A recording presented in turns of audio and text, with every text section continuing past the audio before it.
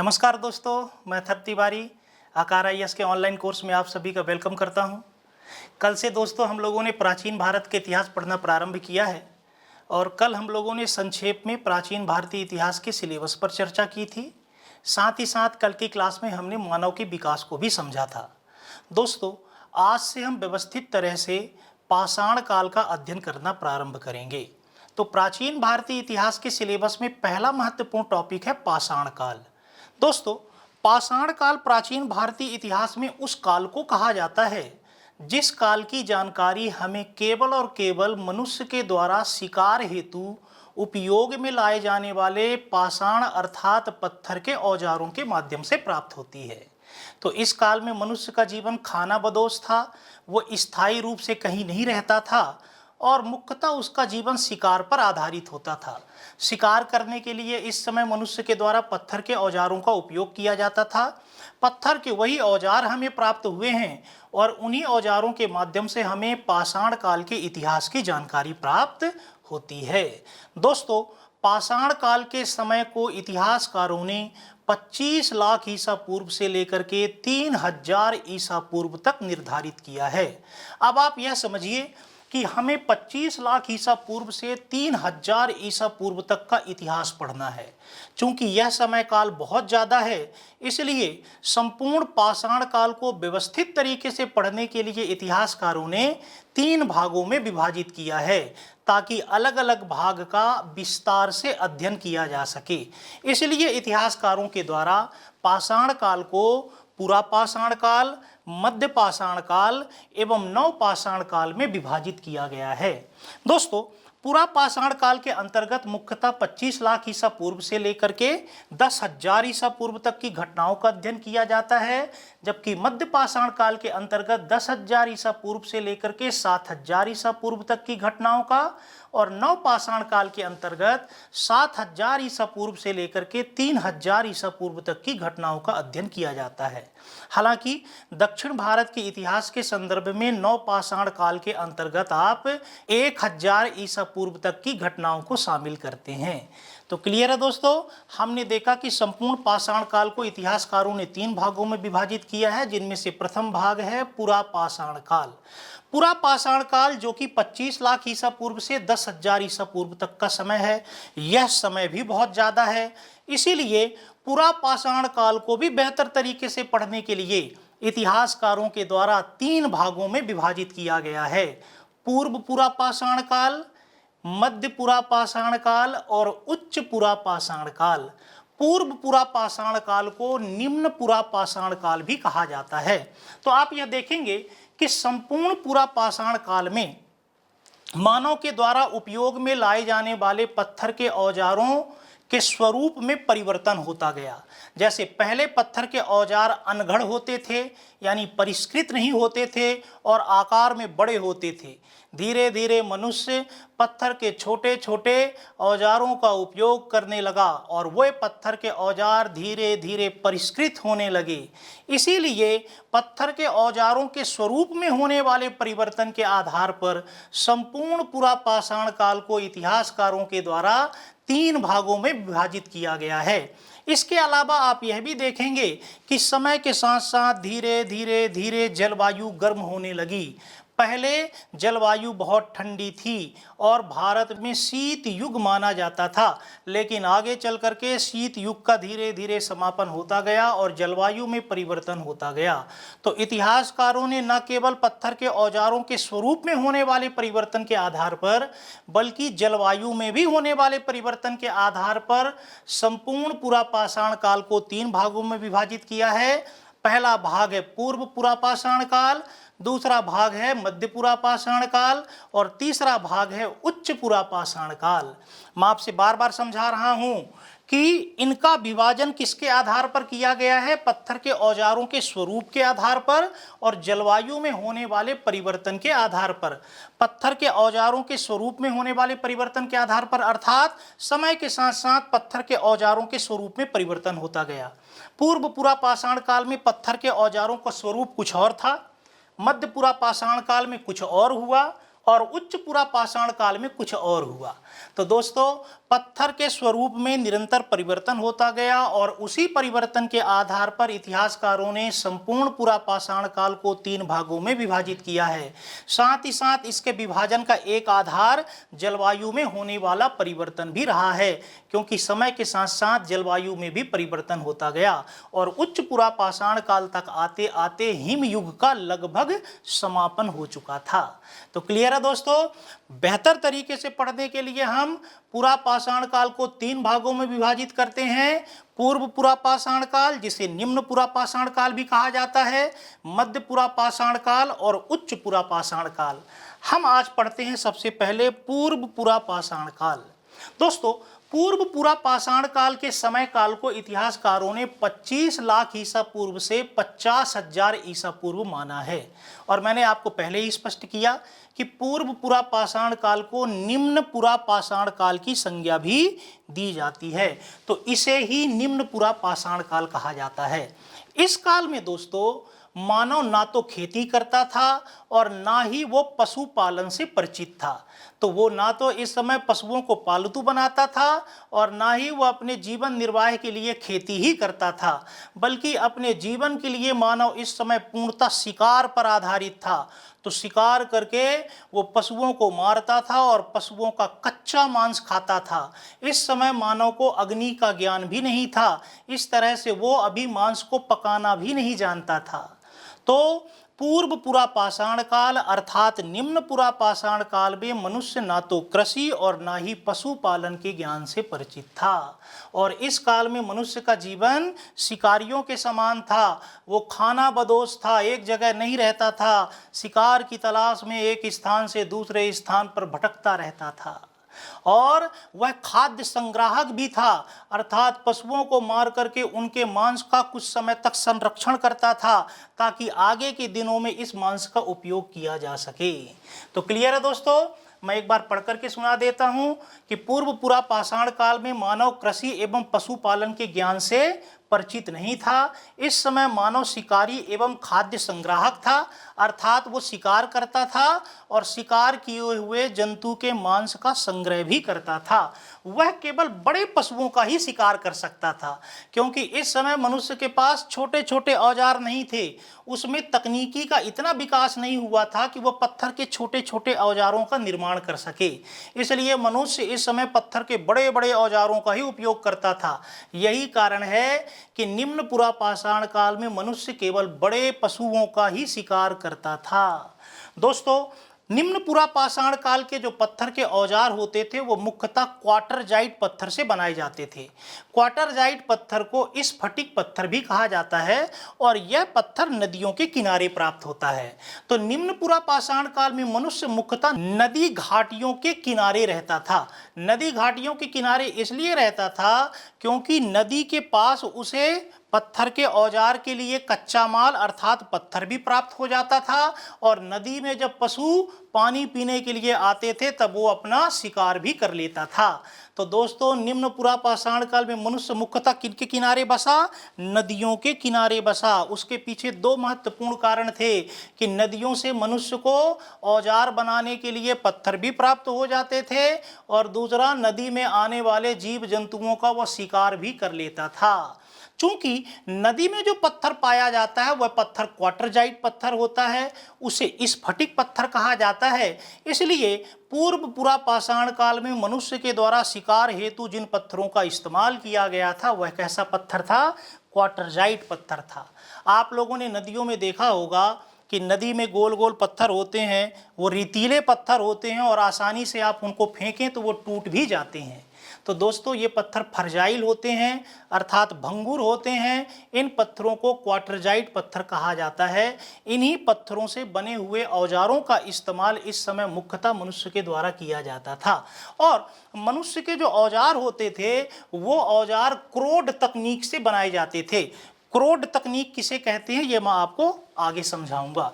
तो हम यह देखते हैं कि संपूर्ण पुरा पाषाण काल को जलवायु में होने वाले परिवर्तन और पत्थर के औजारों के स्वरूप में होने वाले परिवर्तन के आधार पर इतिहासकारों ने 3 भागों में विभाजित किया है। पूर्व पुरापाषाण काल, मध्य पुरापाषाण काल और उच्च पुरापाषाण काल। पूर्व पुरापाषाण काल के अंतर्गत 25 लाख ईसा पूर्व से 50,000 ईसा पूर्व तक की घटनाओं को शामिल किया जाता है और मध्य पुरापाषाण काल के अंतर्गत 50,000 ईसा पूर्व से 40,000 ईसा पूर्व तक की घटनाओं को शामिल किया जाता है, जबकि उच्च पुरापाषाण काल के अंतर्गत 40,000 ईसा पूर्व से 10,000 ईसा पूर्व तक की घटनाओं को शामिल किया जाता है। तो हमने सबसे पहले पढ़ना शुरू किया पूर्व पुरापाषाण काल या निम्न पुरापाषाण काल। इंग्लिश में इसे कहते हैं लोअर पैलियोलिथिक एज, इसे मिडिल पैलियोलिथिक एज और इसे अपर पैलियोलिथिक एज। तो हम सबसे पहले पढ़ रहे हैं लोअर पैलियोलिथिक एज अर्थात पूर्व पुरापाषाण काल, जिसे निम्न पुरापाषाण काल अर्थात लोअर पैलियोलिथिक एज भी कहा जाता है। इस काल में मनुष्य कृषि एवं पशुपालन के ज्ञान से परिचित नहीं था। वह अपने जीवन हेतु शिकार पर निर्भर था और शिकार करने के लिए मनुष्य के द्वारा केवल और केवल पत्थर के ही औजारों का उपयोग किया जाता था। और पत्थर के कैसे औजारों का? क्वार्टरजाइट पत्थर के औजारों का, स्फटिक पत्थर के औजारों का। क्वार्टरजाइट पत्थर जो नदियों के किनारे प्राप्त होते हैं गोल गोल, जिन्हें आप लोग अपने घर ले आते हैं और भगवान शिव मान करके उसकी पूजा भी करते हैं। तो दोस्तों, नदी में जो गोल गोल पत्थर पाए जाते हैं वो क्वार्टरजाइट पत्थर होते हैं और उन्हीं पत्थरों का इस्तेमाल इस समय मानव के द्वारा शिकार हेतु किया जाता था। और पत्थरों से जो औजार बनाए जाते थे वो क्रोड तकनीक से बनाए जाते थे। चूंकि इस समय मनुष्य का तकनीकी ज्ञान इतना ज़्यादा विकसित नहीं था कि वो छोटे छोटे पत्थर के औजार बना सके, इसलिए इस काल में वो केवल बड़े बड़े पशुओं का ही शिकार कर सकता था। वो पक्षियों का शिकार या फिर मछलियों का शिकार नहीं कर सकता था। क्लियर दोस्तों? अब आप समझिए कि पूर्व पुरापाषाण काल में मनुष्य के द्वारा जो उपकरण उपयोग में लाए जाते थे वो कौन कौन से थे। पहला उपकरण होता था पेबल। दोस्तों, आप लोगों ने देखा होगा कि नदी में ऐसा एक गोल पत्थर प्राप्त होता है, इसी गोल पत्थर को पेबल कहते हैं। तो उस समय मानव पेबल नामक पत्थर का इस्तेमाल शिकार हेतु करता था। ये क्वार्टरजाइट पत्थर है अर्थात भंगुर पत्थर है, इसे आसानी से आप फेंक करके तोड़ सकते हैं। ये बहुत ज़्यादा मजबूत पत्थर नहीं होता है। दोस्तों, इसी पेबल नामक पत्थर पर या उपकरण पर जब एक तरफ धार बना दी जाती थी तब इस उपकरण को कहते थे चॉपर। तो चॉपर एक ऐसा उपकरण होता था जो कि पेबल से बनाया जाता था। वस्तुतः पेबल की एक साइड यदि धार बना दी जाती थी तो उसे चॉपर कहते थे, और यदि पेबल के दोनों तरफ धार बना दी जाती थी तो उसे चॉपिंग कहते थे। क्लियर है दोस्तों? तो पहला उपकरण है पेबल, जिसका इस्तेमाल मनुष्य पूर्व पुरापाषाण काल में करता था। ये पत्थर उसे नदियों के किनारे से प्राप्त होता था, क्योंकि इस युग में मनुष्य नदियों के किनारे ही बसता था। इससे मनुष्य को दो लाभ होते थे। पहला, उसे नदियों के किनारे से अपने औजारों के लिए उपयोगी पत्थर भी प्राप्त हो जाता था, और दूसरा, नदियों में जब पशु पानी पीने के लिए आते थे तब उसे आसानी से अपना शिकार भी मिल जाता था। और इसी पेबल नामक उपकरण में जब एक तरफ धार बना दी जाती थी तब चापर नामक उपकरण बनता था। जब इसमें दोनों तरफ धार बना दी जाती थी तब चापिंग नामक उपकरण बनता था। दोस्तों, इन तीनों उपकरण या औजारों के अलावा मनुष्य इस काल में हैंड एक्स अर्थात हाथ की कुल्हाड़ी का भी उपयोग करता था। उस समय की हाथ की कुल्हाड़ी आधुनिक हाथ की कुल्हाड़ी के समान नहीं थी। इस हाथ की कुल्हाड़ी का आकार त्रिभुजाकार होता था और इसमें एक तिकोण होता था। मनुष्य इसकी सहायता से किसी पशु के सिर में वार करके उसको मार करके उसका मांस प्राप्त कर सकता था। तो हाथ की कुल्हाड़ी का निर्माण पेबल से ही होता था। पेबल को चारों तरफ से घिस घिस करके इसमें धार बना दी जाती थी और इसे तिकोण नुमा बना दिया जाता था, ताकि इसकी सहायता से किसी जंतु के सिर पर चोट करके उसे मार करके शिकार के रूप में उसका उपभोग किया जा सके। तो मनुष्य ने इसी काल में हैंड एक्स का भी निर्माण किया। हैंड एक्स के संबंध में एक महत्वपूर्ण तथ्य है कि हैंड एक्स अर्थात हाथ की कुल्हाड़ी मानव द्वारा निर्मित सबसे प्राचीनतम उपकरण मानी जाती है। तो यदि आपसे प्रारंभिक परीक्षा में प्रश्न पूछा जाए कि मानव के द्वारा निर्मित सबसे प्राचीनतम औजार या सबसे प्राचीनतम उपकरण कौन सा था, तो आपका जवाब होना चाहिए हैंड एक्स। हैंड एक्स को हिंदी में कहते हैं हस्त कुठार। तो मैं यहाँ पे हिंदी शब्दावली इस्तेमाल नहीं करूँगा, क्योंकि हिंदी शब्दावली थोड़ा सा टफ है। बेहतर होगा कि हम लोग chopper, chopping, payable, hand x in English शब्दावली का ही उपयोग करें। क्लियर है दोस्तों? तो हैंड एक्स आपको समझ में आ गई। अब यदि इसी हैंड एक्स का आकार यू आकार का या भी आकार का होता था तो उसे क्लीवर कहा जाता था। तो क्लियर है दोस्तों, हैंड एक्स और क्लीवर में बहुत ज़्यादा अंतर नहीं है। हैंड एक्स ही जब यू आकार का होता था या भी आकार का होता था तो उसे क्लीवर कहते थे। आगे आप यह देखेंगे कि मनुष्य आगे चल करके स्क्रैपर नामक उपकरण का भी उपयोग करने लगा। स्क्रैपर अर्थात जिसे आज हम लोग छिलनी कहते हैं, इसका उपयोग मनुष्य के द्वारा या तो पशुओं की खाल को छीलने के लिए या फिर पेड़ों की छाल को छीलने के लिए किया जाता था। आप चित्र के माध्यम से देख सकते हैं कि ये है स्क्रैपर। स्क्रैपर को हिंदी में खुरचनी कहते थे। तो आप देख सकते हैं कि ये खुरचनी जैसी बनी हुई है और इसकी सहायता से छाल को या खाल को छीला जा सकता था। दोस्तों, इसमें एक तरफ भी धार हो सकती थी, दो तरफ भी धार हो सकती थी, तीन तरफ भी धार हो सकती थी और चारों तरफ भी धार हो सकती थी।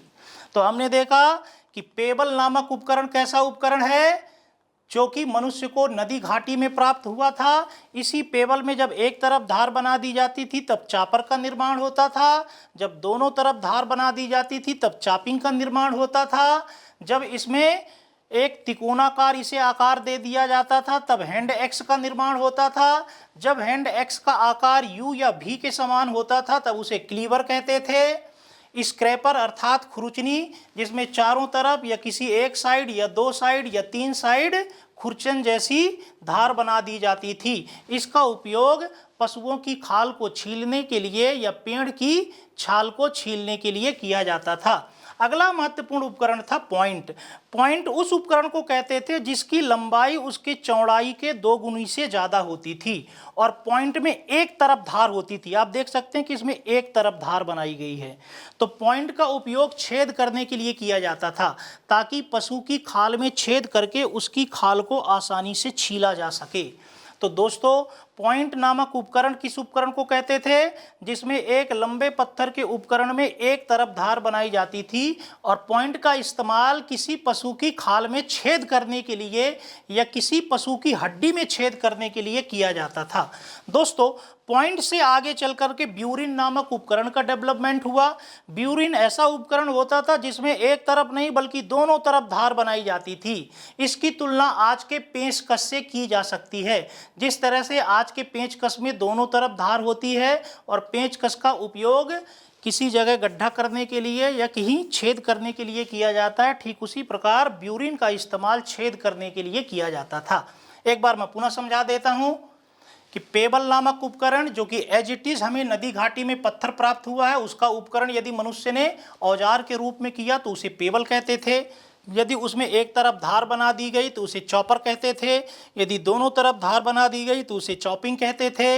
यदि उसे तिकोनाकार आकार दे दिया गया तो उसे हैंड एक्स कहते थे।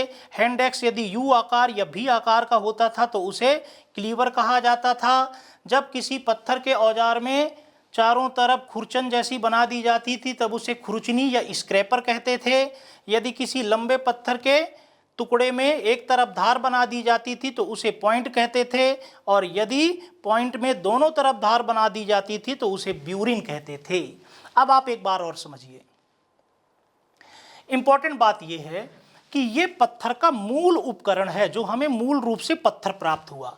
अब इस मूल पत्थर के एक पार्ट को हमने काट करके अलग कर दिया तो जो शेष भाग बचा उस भाग को कहा जाएगा क्रोड और जो छोटा सा पार्ट अलग हो गया वह पार्ट कहलाएगा फलक।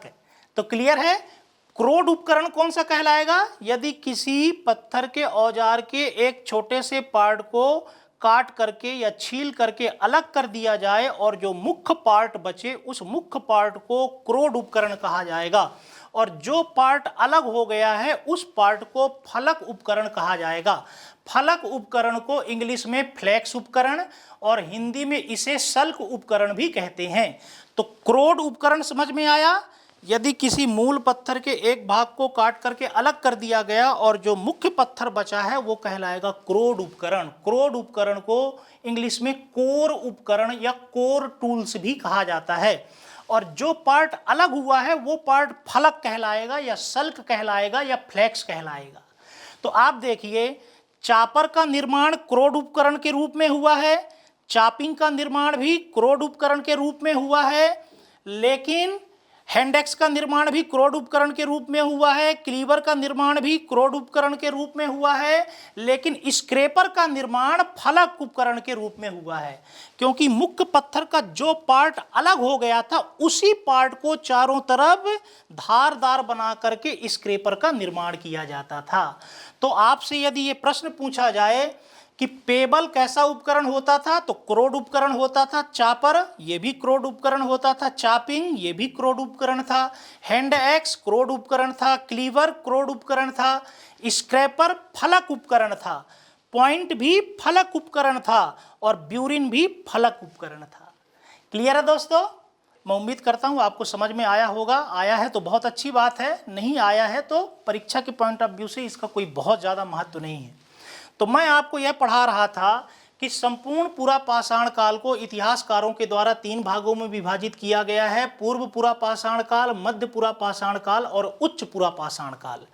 पूर्व पूरा पाषाण काल के ये मुख्यतः औजार थे और इन औजारों में से भी पूर्व पूरा पाषाण काल में मुख्यतः पेबल, चॉपर, चॉपिंग और हैंड एक्स ये उपकरण प्राप्त हुए हैं, क्योंकि उस समय मनुष्य का तकनीकी ज्ञान इतना विकसित नहीं था कि वो स्क्रैपर बना सकता या पॉइंट का निर्माण कर सकता या ब्यूरिन का निर्माण कर सकता। इसलिए पूर्व पूरा पाषाण काल में यद्यपि ये सभी उपकरण प्राप्त हुए हैं, लेकिन ज़्यादातर उपकरण कैसे हैं? पेबल, चॉपर, चॉपिंग और हैंड एक्स। क्लियर है दोस्तों? पूर्व पूरा पाषाण काल के संदर्भ में एक महत्वपूर्ण तथ्य यह है कि पूर्व पूरा पाषाण काल के उपकरण हमें लगभग पूरे भारत से प्राप्त होते हैं, मुख्यतः भारत में स्थित नदी घाटियों से, क्योंकि मैंने आपको बताया कि इस युग में मानव नदियों के किनारे ही बसता था। उसके पीछे 2 महत्वपूर्ण उद्देश्य होते थे, क्योंकि नदियों के किनारे मानव को अपने पत्थर के औजारों के लिए पत्थर भी प्राप्त हो जाता था और नदियों में जब जंतु पानी पीने के लिए आते थे तब उसे आसानी से अपना शिकार भी मिल जाता था। तो पूर्व पूरा पाषाण कालीन स्थल या उपकरण हमें लगभग संपूर्ण भारत से प्राप्त होते हैं। लेकिन दोस्तों, पूर्व पूरा पाषाण काल के उपकरण हमें कश्मीर से नहीं मिलते हैं, दूसरा केरल से नहीं मिलते हैं, तीसरा गंगा, यमुना, द्वाब या सिंधु के कछारी मैदानों से प्राप्त नहीं होते हैं। ऐसा क्यों?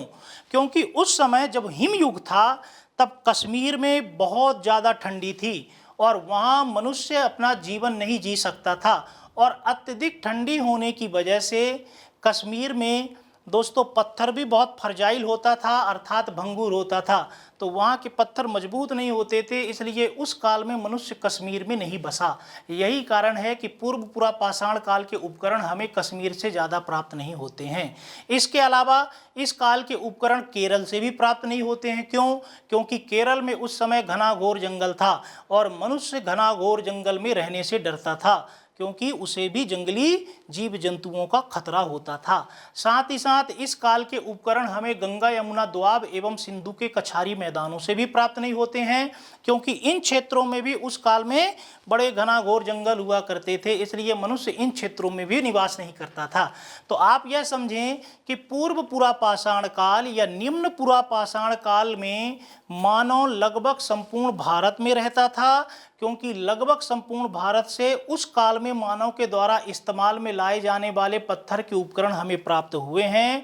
केवल कश्मीर, केरल, गंगा, यमुना एवं सिंधु के कछारी मैदानों को छोड़ करके। कश्मीर में क्यों नहीं? क्योंकि ठंडी बहुत थी। केरल में क्यों नहीं? क्योंकि यहाँ जंगल था। गंगा, यमुना, दोआब और सिंधु के कछारी मैदानों में भी जंगल हुआ करते थे, इसलिए उस काल में मनुष्य इन क्षेत्रों में नहीं रहता था। बाकी लगभग संपूर्ण भारत में मनुष्य निवास करता था, क्योंकि लगभग संपूर्ण भारत से पूर्व पूरा पाषाण कालीन मनुष्य के द्वारा इस्तेमाल में लाए जाने वाले औजार हमें प्राप्त होते हैं। कौन से औजार? पेबल, चॉपर, चॉपिंग और हैंड एक्स। क्लियर है दोस्तों?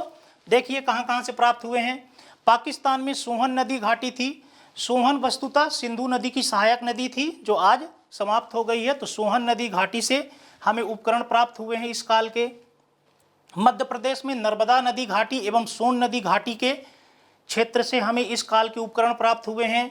इसके अलावा साबरमती व माही नदी घाटी से गुजरात से हमें उपकरण प्राप्त हुए हैं। लूनी व चंबल नदी घाटी में राजस्थान से उपकरण प्राप्त हुए हैं। सिंगरौली व बेलन नदी घाटी से उत्तर प्रदेश में उपकरण प्राप्त हुए हैं। मयूरभंज उड़ीसा से उपकरण प्राप्त हुए हैं। गोदावरी व प्रवरा नदी घाटी में महाराष्ट्र से उपकरण प्राप्त हुए हैं। गिदलूर व नल्लोर नदी घाटी आंध्र प्रदेश से उपकरण प्राप्त हुए हैं। कृष्णा व तुंगभद्रा नदी घाटी में कर्नाटक से उपकरण प्राप्त हुए हैं। और तमिलनाडु अर्थात मद्रास से भी उपकरण प्राप्त हुए हैं।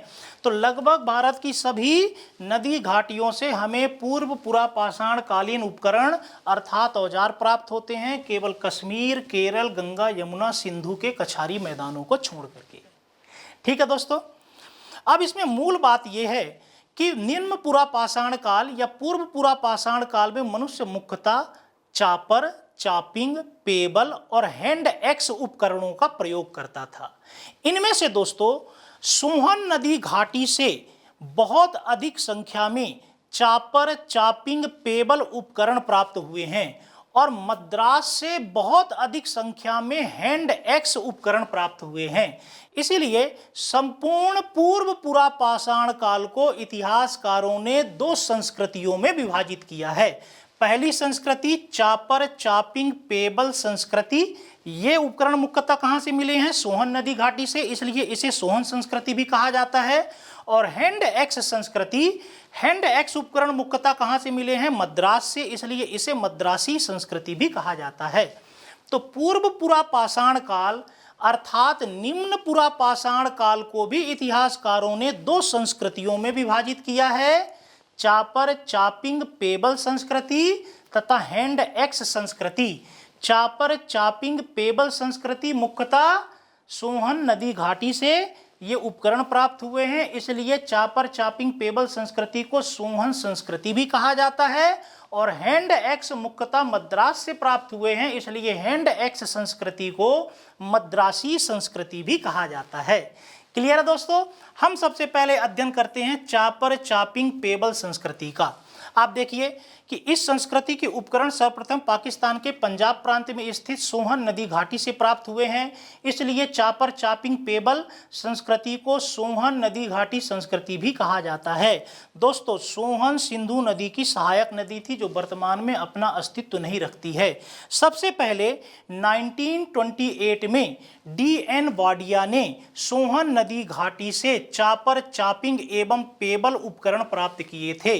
तो सबसे पहले यहाँ से चापर, चापिंग, पेबल उपकरण किसके द्वारा प्राप्त किए गए थे? D.N. वाडिया के द्वारा। यही कारण है कि D.N. वाडिया को सोहन नदी घाटी का पितामह भी कहा जाता है। क्लियर है दोस्तों? यानी सोहन नदी घाटी से सबसे पहली बार चापर, चापिंग, पेबल उपकरण चूंकि D.N. वाडिया को प्राप्त हुए थे, इसलिए D.N. वाडिया को सोहन नदी घाटी का पितामह भी कहा जाता है। दोस्तों इसी काल के उपकरण हमें मध्य प्रदेश की नर्मदा नदी घाटी से भी प्राप्त होते हैं। नर्मदा नदी घाटी में सीहोर में स्थित एक गांव है हथनूरा, और उस हथनूरा नामक गांव से इसी युग के मानव की एक खोपड़ी भी हमें प्राप्त हुई है, जो कि होमो इरेक्टस मानव की खोपड़ी है। और इसे संपूर्ण भारतीय महाद्वीप में मानव का सबसे प्राचीनतम जीवाश्म माना जाता है। तो संपूर्ण भारतीय उपमहाद्वीप में मानव का सबसे प्राचीनतम साक्ष्य कहाँ से प्राप्त होता है? हथनोरा से। किस काल के मानव का साक्ष्य? पूर्व पुरापाषाण काल के मानव का साक्ष्य। और ये मानव की किस प्रजाति से संबंधित साक्ष्य है? होमो इरेक्टस से संबंधित साक्ष्य है। हमने पहले भी देखा है कि इसे इतिहासकारों ने होमो इरेक्टस नर्मदेनेसिस या नर्मदा मानव की संज्ञा दी है। क्लियर दोस्तों? तो हमने पहली संस्कृति पढ़ी चापर, चापिंग, पेबल संस्कृति। चापर, चापिंग, पेबल संस्कृति के साक्ष्य सबसे ज़्यादा सोहन नदी घाटी से प्राप्त होते हैं, इसलिए इसे सोहन संस्कृति भी कहा जाता है। और सोहन सिंधु की सहायक नदी थी। सोहन नदी घाटी से सबसे पहली बार चापर, चापिंग, पेबल उपकरण D.N. वाडिया ने खोजे थे, इसलिए D.N. वाडिया का सोहन नदी घाटी का पितामह कहा जाता है। और नर्मदा नदी घाटी में स्थित हथनोरा से मानव की खोपड़ी मिली है, जो भारत में मानव अवशेष का सर्वप्रथम साक्ष्य माना जाता है। अगली संस्कृति हम देखते हैं हैंड एक्स संस्कृति। तो हैंड एक्स संस्कृति को मद्रासी संस्कृति भी कहा जाता है, क्योंकि पूर्व पुरापाषाण कालीन हैंड एक्स हमें सबसे पहले और सबसे अधिक संख्या में मद्रास से प्राप्त होते हैं। दोस्तों, ऐसा माना जाता है कि 1863 में पहला हैंड एक्स रॉबर्ट ब्रूसफुट को मद्रास के पास स्थित पल्लवरम नामक स्थान से प्राप्त हुआ था।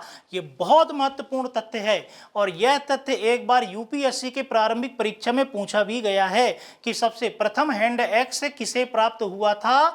रॉबर्ट ब्रूसफुट को। कब प्राप्त हुआ था इसका सन भी याद रखना है, 1863 में। कहां से प्राप्त हुआ था? मद्रास अर्थात तमिलनाडु में स्थित पल्लवरम नामक स्थान से प्राप्त हुआ था। और मैंने आपको पहले ही बताया कि हैंड एक्स को मानव के द्वारा निर्मित प्रथम उपकरण या औजार माना जाता है। दोस्तों, रॉबर्ट ब्रूसफुट को भारतीय प्रागैतिहासिक पुरातत्व का पिता भी कहा जाता है। तो यहाँ से दो महत्वपूर्ण तथ्य प्राप्त होते हैं। प्रथम हैंड एक्स किसे प्राप्त हुआ था? रॉबर्ट ब्रूसफुट को। कब प्राप्त हुआ था? 1863 में। कहां से प्राप्त हुआ था? पल्लवरम से। और दूसरा महत्वपूर्ण प्रश्न है कि किस इतिहासकार को भारतीय प्रागैतिहासिक पुरातत्व का जनक या पिता माना जाता है? रॉबर्ट ब्रूसफुट को। आगे चल करके रॉबर्ट ब्रूसफुट के ही एक मित्र थे जिनका नाम था विलियम किंग। उन्हें भी तमिलनाडु की कोरतलयार नदी घाटी में स्थित अत्तिरपक्कम तथा बदमुदुरई से हैंड एक्स प्राप्त हुए थे।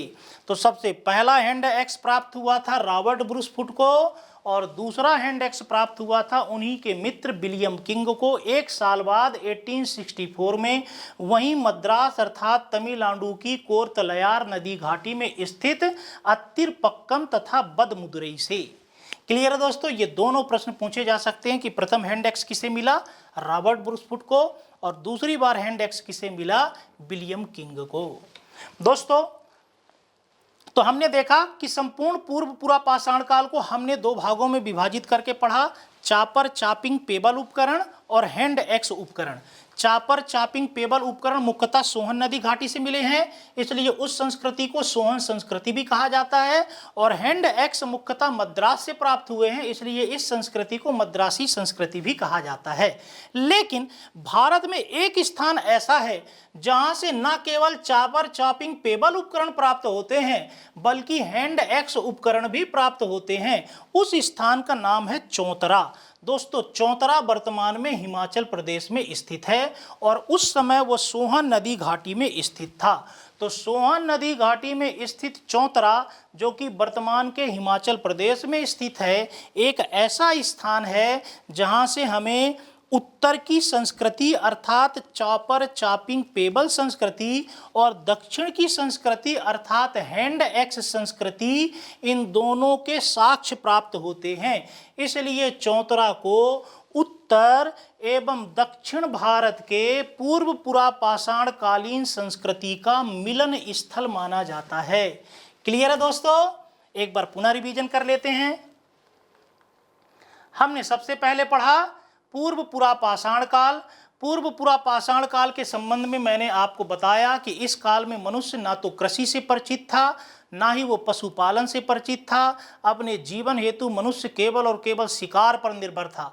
शिकार करने के लिए वो पत्थर के औजारों का उपयोग करता था, मुख्यतः क्वार्टरजाइट पत्थर का, और उसके जो उपकरण होते थे वो क्रोड तकनीक से बनते थे। क्रोड तकनीक भी मैंने आपको समझाने का प्रयास किया है। हम देखेंगे कि इस काल में मनुष्य के द्वारा मुख्यतः पेबल, चापर, चापिंग और हैंड एक्स उपकरण उपयोग में लाए जाते थे। आगे के समय में आप देखोगे कि मनुष्य हैंड एक्स एवं क्लीवर की जगह स्क्रैपर, पॉइंट और ब्यूरिन जैसे उपकरणों का उपयोग भी करने लगेगा। पूर्व पुरापाषाण काल के औजार हमें लगभग संपूर्ण भारत से प्राप्त होते हैं, लेकिन कश्मीर, केरल, गंगा, यमुना एवं सिंधु के कछारी मैदानों से प्राप्त नहीं होते हैं और मुख्यतः नदी घाटियों के किनारे से प्राप्त होते हैं, क्योंकि मानव नदियों के किनारे ही बसता था, क्योंकि वहां से उसे अपने उपकरणों के लिए पत्थर भी प्राप्त हो जाते थे और नदियों में पानी पीने के लिए जब जीव जंतु आते थे तो उसे अपना शिकार भी आसानी से प्राप्त हो जाता था। ये समस्त नदी घाटियों के नाम हैं, आप चाहें तो याद रखें, चाहे तो पढ़ना आवश्यक नहीं है। मध्य प्रदेश के संदर्भ में आप याद रख सकते हैं कि पूर्व पुरा पाषाण कालीन उपकरण नर्मदा एवं सोन नदी घाटी से प्राप्त होते हैं। दोस्तों, पूर्व पुरा पाषाण काल के उपकरणों को दो भागों में विभाजित किया गया। चापर चापिंग पेबल उपकरण, और उसे नाम दे दिया गया चापर चापिंग पेबल संस्कृति, और दूसरा हैंड एक्स उपकरण, उसे नाम दे दिया गया हैंड एक्स संस्कृति। चूंकि चापर चापिंग पेबल उपकरण मुख्यतः पाकिस्तान की सोहन नदी घाटी से प्राप्त हुए हैं, इसलिए उसे सोहन संस्कृति भी नाम दे दिया गया। और चूंकि हैंड एक्स मुख्यतः मद्रास से प्राप्त हुए हैं, इसलिए उसे मद्रासी संस्कृति भी नाम दे दिया गया। तो संपूर्ण पूर्व पुरा पाषाण काल को बेहतर तरीके से पढ़ने के लिए इतिहासकारों ने इसे दो भागों में विभाजित कर दिया, चापर चापिंग पेबल संस्कृति और हैंड एक्स संस्कृति। चापर चापिंग पेबल संस्कृति के जो चापर चापिंग पेबल उपकरण हैं वो सबसे पहले सोहन नदी घाटी से प्राप्त हुए थे। किसे प्राप्त हुए थे? डी.एन. वाडिया को प्राप्त हुए थे। कब हुए थे? 1928 को प्राप्त हुए थे। इसलिए डी.एन. वाडिया को चापर चापिंग पेबल उपकरण का पितामह या सोहन नदी घाटी का पितामह कहा जाता है। क्लियर है दोस्तों? फिर हमने देखा कि इसी समय मध्य प्रदेश की नर्मदा नदी घाटी में स्थित हथनोरा नामक स्थान से मानव की एक खोपड़ी भी प्राप्त हुई है, जिसे भारतीय उपमहाद्वीप में मानव का प्राचीनतम साक्ष्य माना जाता है। यह एक 30 वर्षीय युवती की खोपड़ी थी और वह युवती होमो इरेक्टस प्रजाति से संबंधित थी। उस खोपड़ी को होमो इरेक्टस नर्मदेनेसिस या नर्मदा मानव की संज्ञा दी गई है। दोस्तों, हैंड एक्स संस्कृति मुख्यतः दक्षिण भारत से प्राप्त हुई है, मुख्यतः मद्रास से प्राप्त हुई है, इसलिए इसे मद्रासी संस्कृति भी कहा जाता है। और प्रथम हैंड एक्स 1863 में रॉबर्ट ब्रूसफुट के द्वारा मद्रास के पल्लावरम नामक स्थान से प्राप्त किया गया था। यह बहुत ही महत्वपूर्ण तथ्य है, इसलिए रॉबर्ट ब्रूसफुट को भारतीय प्रागैतिहासिक पुरातत्व का जनक भी कहा जाता है। अगला हैंड एक्स इन्हीं के मित्र विलियम किंग को मद्रास अर्थात तमिलनाडु की ही कोरतयार नदी घाटी में स्थित अत्तिरपक्कम एवं बदमुदरई से प्राप्त हुआ था। इसके अलावा भारत में एक स्थान ऐसा है जहां से न केवल चापर चॉपिंग पेबल उपकरण बल्कि हैंड एक्स उपकरण भी प्राप्त हुए हैं। वह स्थल है चौतरा, जो कि वर्तमान में हिमाचल प्रदेश में स्थित है। इसलिए चौतरा को उत्तर एवं दक्षिण भारत के पूर्व पुरा पाषाण कालीन संस्कृति का मिलन स्थल भी माना जाता है। ठीक है दोस्तों, पूर्व पुरा पाषाण काल के बाद हम आगे बढ़ते हैं मध्य पुरा पाषाण काल की तरफ। मध्य पुरा पाषाण काल का टाइम पीरियड माना जाता है 50,000 ईसा पूर्व से लेकर के 40,000 ईसा पूर्व तक।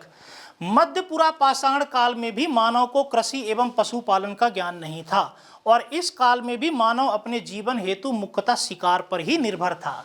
और शिकार करने के लिए इस युग में भी मनुष्य के द्वारा केवल और केवल पत्थर के उपकरणों का उपयोग किया जाता था। क्लियर है दोस्तों? तो अभी भी मनुष्य केवल शिकार पर निर्भर था और अभी भी मनुष्य के द्वारा शिकार हेतु केवल पत्थर के उपकरणों का ही उपयोग किया जाता था। लेकिन अब मनुष्य अच्छे पत्थरों का इस्तेमाल अपने उपकरण या औजार बनाने के लिए करने लगा था। शुरू में वो केवल क्वार्टरजाइट पत्थर का इस्तेमाल करता था, लेकिन मध्य पुरा पाषाण काल तक आते आते मनुष्य क्वार्टरजाइट पत्थर के अलावा जैस्पर, चर्ट, एंगट जैसे पत्थरों का भी उपयोग करने लगा था। ये कौन से पत्थर होते हैं? Jasper, chert, agate. तो आप लोगों ने देखा होगा कि जनरली हम लोग अपनी रिंग में जो पत्थर पहनते हैं वो पत्थर बहुत मजबूत पत्थर होता है, वो फर्जाइल अर्थात भंगुर पत्थर नहीं होता है। और मध्य पुरा पाषाण काल तक आते आते मनुष्य ऐसे मजबूत पत्थरों का इस्तेमाल पत्थर के औजार बनाने के लिए करने लगा था। वे पत्थर किस नाम से जाने जाते हैं? जैस्पर, चर्ट और एंगट।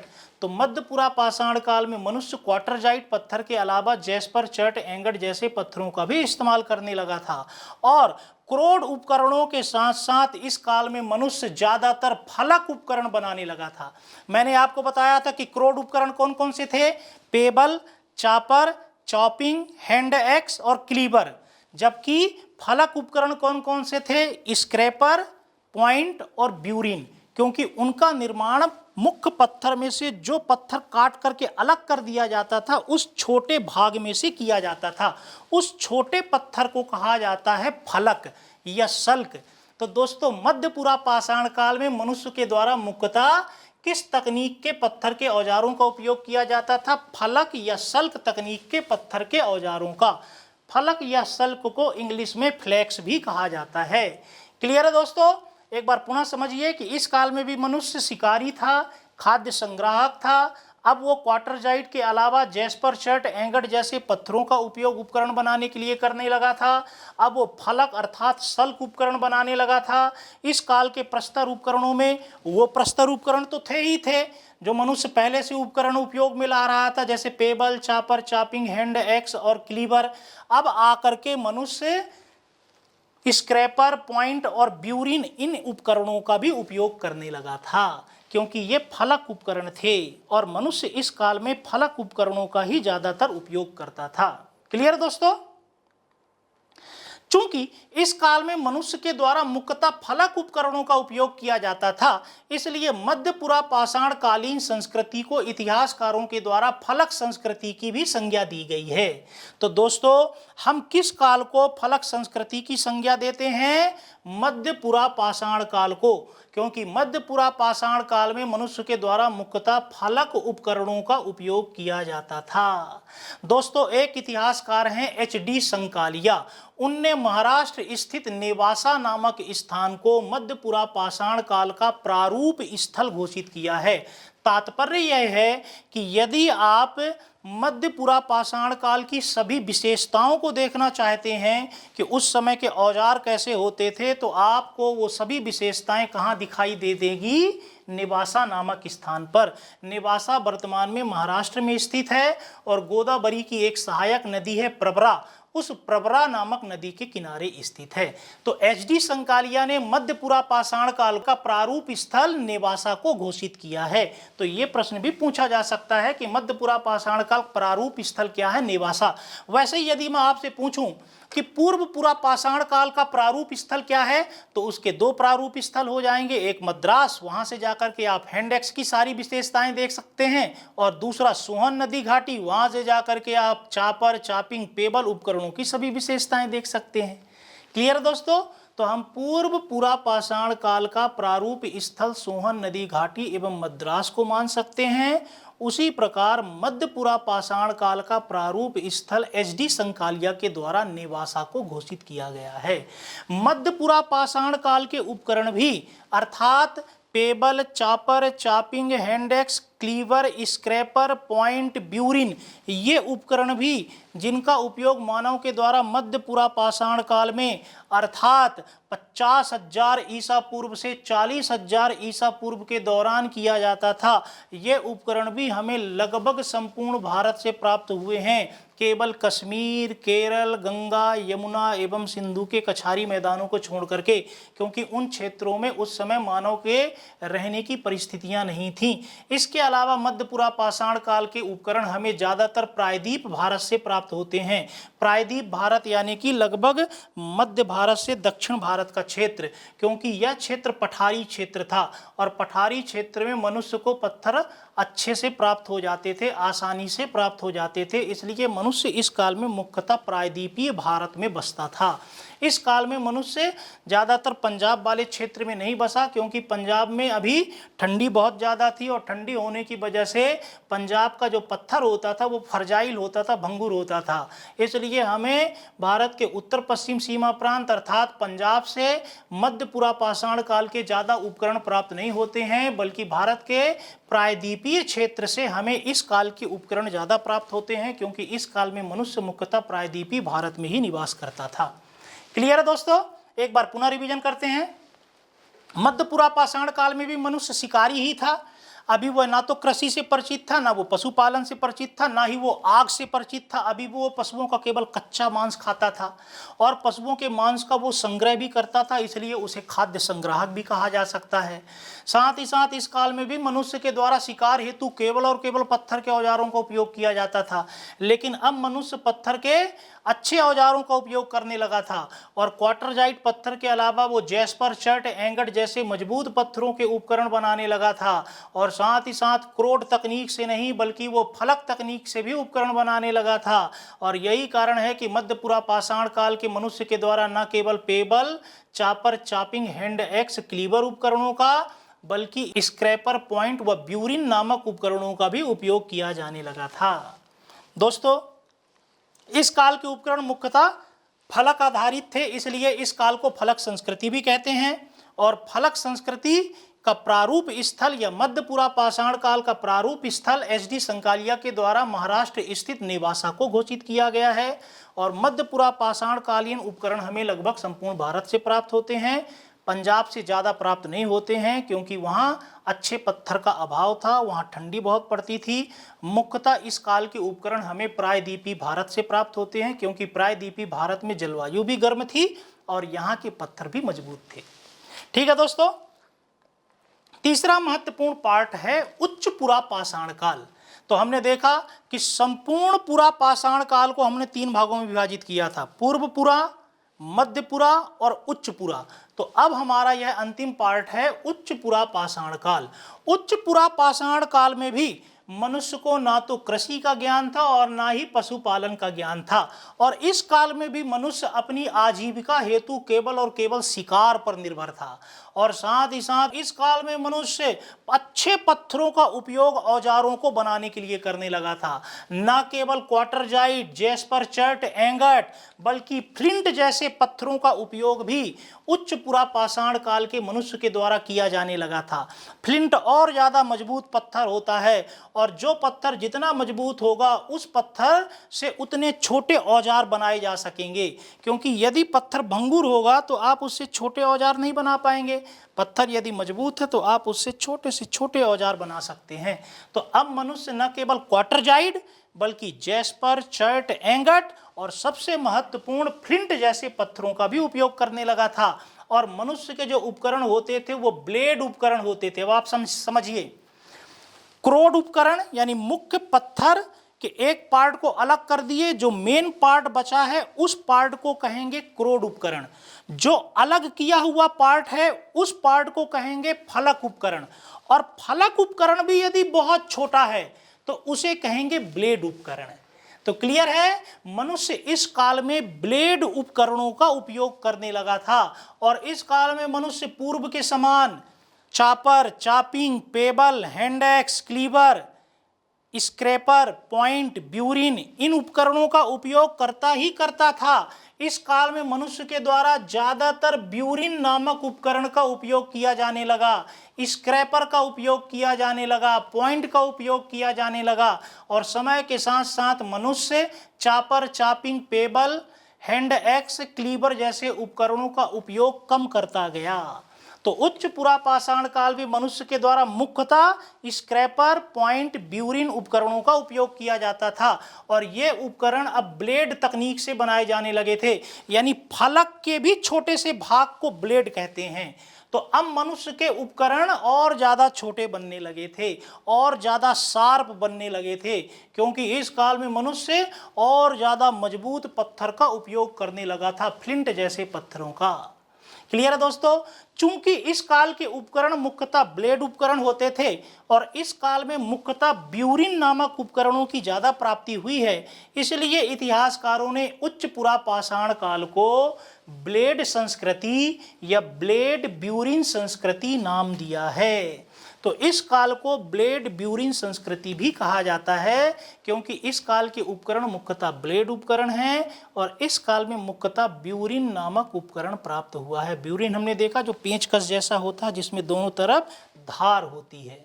क्लियर है दोस्तों, उच्च पुरा पाषाण काल से संबंधित कुछ बहुत ही महत्वपूर्ण तथ्य हैं जो प्रारंभिक परीक्षा में पूछे जाते हैं। मैंने आपको पहले ही बताया कि उच्च पुरा पाषाण काल में मनुष्य हड्डियों के उपकरणों का भी थोड़ी बहुत मात्रा में उपयोग करने लगा था। दोस्तों, इस काल से हमें चित्रकला एवं नक्काशी कला के भी साक्ष्य प्राप्त होते हैं। नक्काशी कला के अंतर्गत इस काल में हमें हड्डियों की बनी हुई एक मात्र देवी की प्रतिमा इलाहाबाद के पास स्थित लोहदा नाला से मिली है। ये बहुत महत्वपूर्ण तथ्य है कि दोस्तों, उच्च पुरा पाषाण कालीन किस स्थल से अस्थि निर्मित मात्र देवी की प्रतिमा प्राप्त होती है? एक स्त्री की प्रतिमा है जो हड्डियों से बनी हुई है, वो प्राप्त होती है लोहदा नाला से। लोहदा नाला एक नाला है कहाँ है? इलाहाबाद के पास स्थित है और बेलन नदी घाटी में स्थित है। बेलन टोंस नदी की सहायक नदी हुआ करती थी। बेलन नदी घाटी जो कि मिर्ज़ापुर से इलाहाबाद तक जाती है, इलाहाबाद में ही लोहदा नाला है और लोहदा नाला से हमें अस्थि निर्मित मातृ देवी की प्रतिमा प्राप्त हुई है और वह प्रतिमा किस काल की है? उच्च पुरा पाषाण काल की है। तो ये बहुत महत्वपूर्ण तथ्य है कि हमें किस स्थल से अस्थि निर्मित मातृ देवी की प्रतिमा प्राप्त होती है? लोहदा नाला से। लोहदा नाला कहाँ है? इलाहाबाद के पास। और यह प्रतिमा वर्तमान में उत्तर प्रदेश के कौशाम्बी स्थित संग्रहालय में सुरक्षित रखी गई है। दोस्तों, इस काल में मनुष्य न केवल हड्डियों के उपकरण बनाने लगा था अर्थात नक्काशी करने लगा था, बल्कि इस काल में मनुष्य चित्रकारी भी करने लगा था।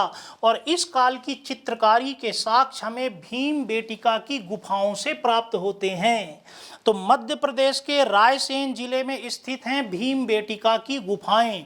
माना जाता है कि इन गुफाओं की खोज सबसे पहली बार 1958 में विष्णुधर वाकणकर के द्वारा की गई थी और विष्णुधर वाकणकर ने भीमबेटका से 700 से अधिक गुफाएं खोजी थीं और उन 700 में से 475 गुफाएं ऐसी हैं जिन गुफाओं के अंदर की दीवारों में चित्र बने हुए हैं और वो चित्र मनुष्य के द्वारा उच्च पुरा पाषाण काल में बनाए जाने प्रारंभ कर दिए गए थे। तो उच्च पुरा पाषाण काल में मनुष्य पेंटिंग भी करने लगा था और उस काल की पेंटिंग के साक्ष्य हमें कहाँ की गुफाओं की दीवारों से प्राप्त होते हैं? भीमबेटका की गुफाओं की दीवारों से। आप देख सकते हैं कुछ ऐसे वो चित्र होते थे जिसमें दिखाया गया है सामूहिक रूप से लोग नृत्य कर रहे हैं या घोड़े में बैठ करके कहीं जा रहे हैं या सामूहिक रूप से किसी पशु का शिकार कर रहे हैं। तो दोस्तों, भीमबेटका की गुफाओं से हमें कुछ ऐसे चित्र प्राप्त हुए हैं जो कि उच्च पुरा पाषाण कालीन चित्र हैं और इन चित्रों को संपूर्ण विश्व के प्राचीनतम चित्र माना जाता है। तो पूरे विश्व में सबसे प्राचीनतम पेंटिंग के साक्ष्य हमें भीमबेटका की गुफाओं से प्राप्त होते हैं। इन गुफाओं की खोज किसके द्वारा की गई थी? विष्णुधर वाकणकर के द्वारा। कब की गई थी? 1958 ईस्वी में। और विष्णुधर वाकणकर ने लगभग यहाँ से कितनी गुफाओं की खोज की थी? 700 गुफाओं की खोज की थी और उन 700 में से लगभग 475 गुफाओं के अंदर चित्र हमें प्राप्त हुए हैं और जो पूरे विश्व की किसी भी स्थल से प्राप्त होने वाले चित्रों में सर्वाधिक संख्या के चित्र हैं। तो दोस्तों, विश्व में कई जगह गुफाएं हैं और कई जगह की गुफाओं से चित्र प्राप्त हुए हैं, लेकिन सबसे ज़्यादा कहाँ की गुफाओं से चित्र प्राप्त हुए हैं? भीमबेटका से। और भीमबेटका के गुहा चित्र सबसे प्राचीन भी हैं। तो यहाँ से न केवल विश्व के सबसे प्राचीनतम चित्रकारी के साक्ष्य मिलते हैं, बल्कि सबसे अधिक संख्या में भी गुफा चित्रकारी के साक्ष्य प्राप्त होते हैं। गुफा चित्रकारी को शैल चित्रकारी भी कहते हैं।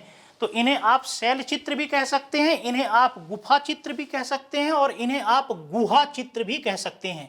इंग्लिश में कहते हैं केव पेंटिंग, तो इन्हें आप केव पेंटिंग भी कह सकते हैं। तो यहाँ लगभग 700 गुफाएं हैं, शैलाश्रय हैं। उन 700 गुफाओं में से 475 गुफाओं में चित्र बने हुए हैं जो विश्व के किसी भी स्थान में पाए जाने वाले सर्वाधिक गुफा चित्र हैं। क्लियर है दोस्तों? यहाँ के शैल चित्रों में मुख्यतः हरे एवं लाल रंग का उपयोग किया गया था। जैसे आप देख सकते हैं इसमें मुख्यतः लाल रंग का उपयोग किया गया है। इसके अलावा भीमबेटका से नीले रंग के पत्थर के टुकड़े भी प्राप्त हुए हैं। विष्णुधर वाकणकर का ऐसा मानना है कि नीले रंग की इन पत्थर के टुकड़ों से चित्रकारी हेतु नीले रंग का निर्माण किया जाता रहा होगा। तो यहाँ के चित्रों में मुख्यतः हरे व लाल रंग का उपयोग किया गया है।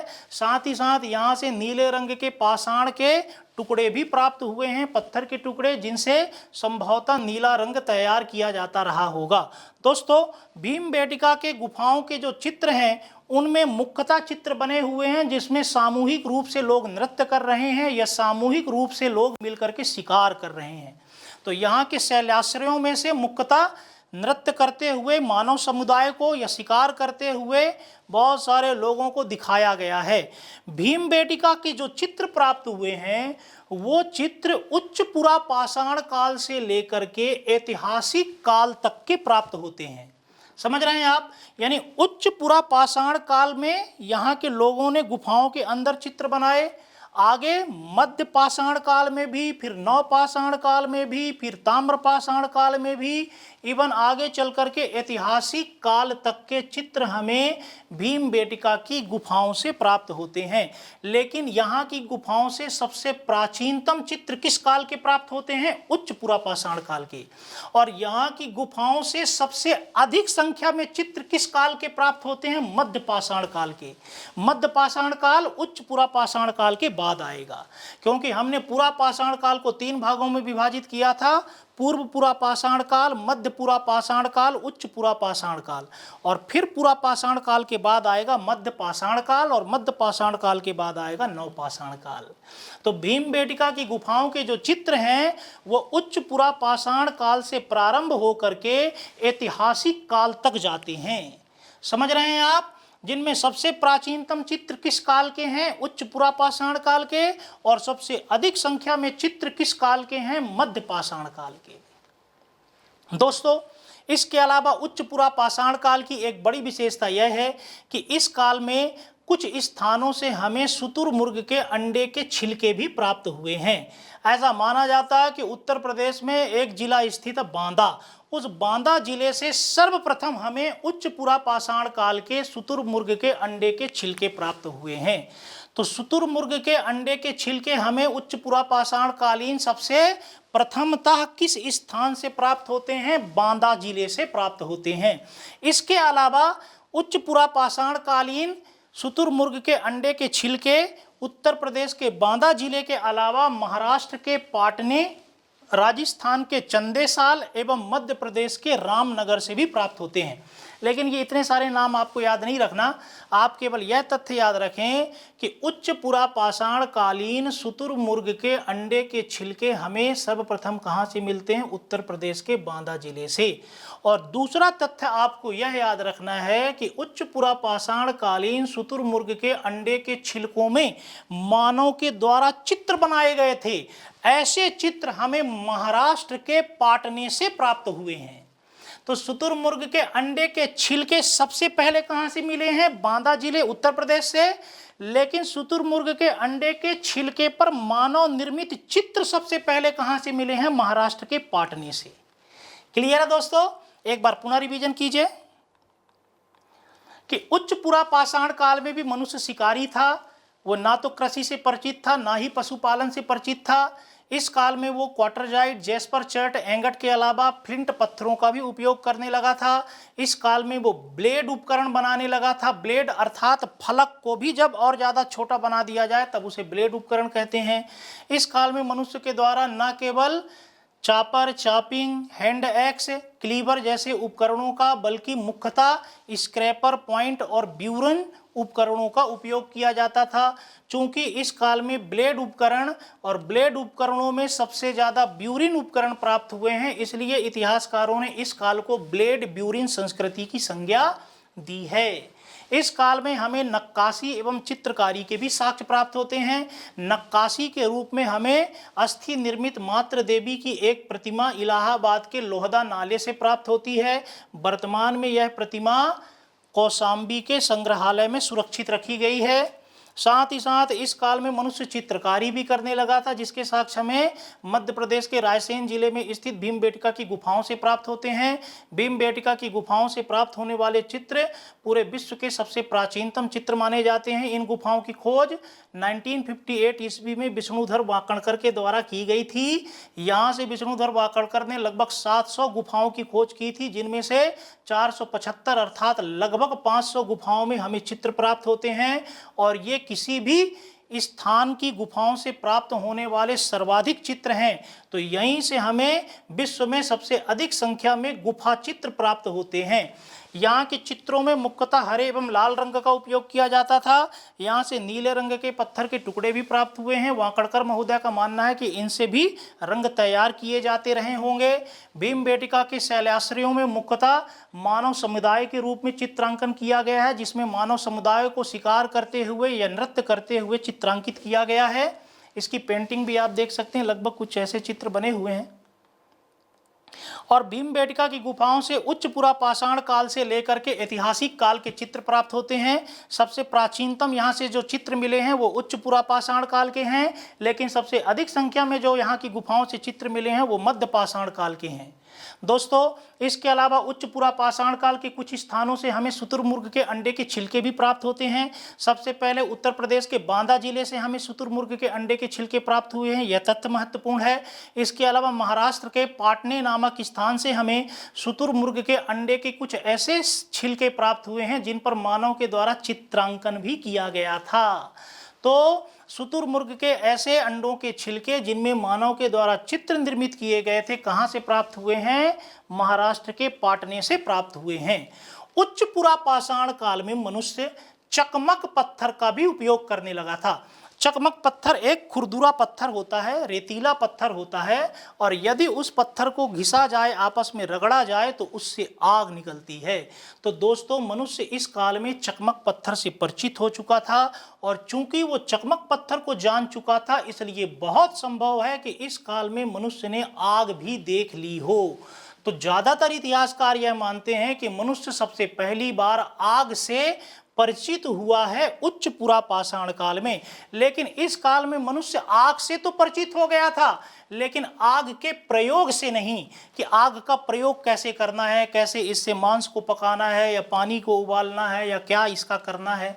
तो मनुष्य ने इस काल में आग जरूर देख ली थी, लेकिन मनुष्य इस समय आग के प्रयोग से परिचित नहीं हुआ था। आगे के युग में अर्थात मध्य पाषाण काल में मनुष्य आग के प्रयोग से परिचित होगा। क्लियर है दोस्तों? तो ये महत्वपूर्ण तथ्य है कि मनुष्य ने किस काल में चकमक प्रस्तर उपकरणों का उपयोग करना शुरू कर दिया था? उच्च पुरापाषाण काल में। और उच्च पुरापाषाण काल में ही मनुष्य अग्नि से परिचित हो गया था, परंतु अग्नि के प्रयोग से नहीं। और उच्च पुरापाषाण काल में ही मानव का डेवलपमेंट होमो सेपियंस के रूप में हो गया था। तो हमने देखा था कि होमो सेपियंस का विकास हुआ था लगभग 30 से 40 हजार वर्ष पहले, अर्थात प्लीस्टोसिन युग में, 30 से 40 हजार वर्ष पहले। और आप यदि उच्च पुरापाषाण काल का टाइम पीरियड देखें तो इसका टाइम पीरियड वही है, 30 से 40 हजार वर्ष पहले का समय इसी के अंतर्गत आएगा। क्लियर है दोस्तों? तो होमो सेपियंस का विकास किस युग में हुआ था? उच्च पुरापाषाण काल में। और ज़्यादा डिटेल में आप जाएं तो प्लीस्टोसिन काल में। ठीक है दोस्तों? तो हमने देखा आज पुरापाषाण काल। पुरापाषाण काल को हमने पत्थर के उपकरणों के आधार पर 3 भागों में विभाजित किया: पूर्व पुरापाषाण काल, मध्य पुरापाषाण काल और उच्च पुरापाषाण काल। और इन तीनों कालों का हमने विस्तार से अध्ययन किया।